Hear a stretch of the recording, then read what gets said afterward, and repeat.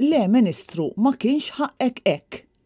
Hekk kitbet Charmaine Kraus, ex-kap tal-komunikazzjoni ta' dak li sa ftit tal-jimilu kien il-Ministru tal-Enerġija Joe Mizzi. Kraus kienet waħda minn dawk li tagħta għal Facebook biex tesprimi d-diżappunt tagħha bid-deċiżjonijiet tal-Prim Ministru Robert Abela. Charmaine Kraus li għal snin twal ħadmet ukoll fil-medja bħala ġurnalista faħret lil Joe Mizzi għal lealtà li dejjem kellu lejn il-prinċipji tiegħu.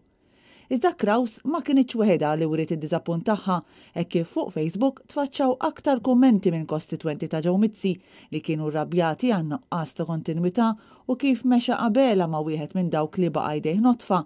Aktar u aktar fuq kummenti li Robert Abela wera kemm għandu għal qalbu lil Awċin meta ta' żewġ ministeri lil żewġ Awċin, Justin Caruana u Clint Camilleri.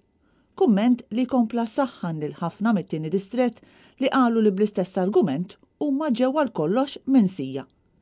Anton Refalo li kien Ministru Tawdex tal-2017 ukoll uża Facebook biex iwassal messaġġ pjuttost Trump. Refalo kiteb lil kostitwenti tiegħu li fiċ-ċirkustanzi mhux dejjem ser ikun possibbli għalih li jsarraf l-appoġġ ġenwin tagħhom f'ħidma għalihom u għall-familji tagħhom.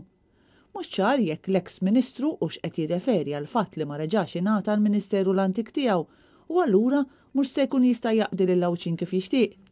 Il-Prim Ministru bil-ħatrit li għamel fil-Kabinett ħarbat għal kollox dak li kien il-Kabinett ta' Joseph Muscat, hekk kif kienu biss ftit il-Ministri li żammew id-dekasteri tagħhom, b'ħafna oħrajn jaraw tibdil fir-responsabiltajiet tagħhom.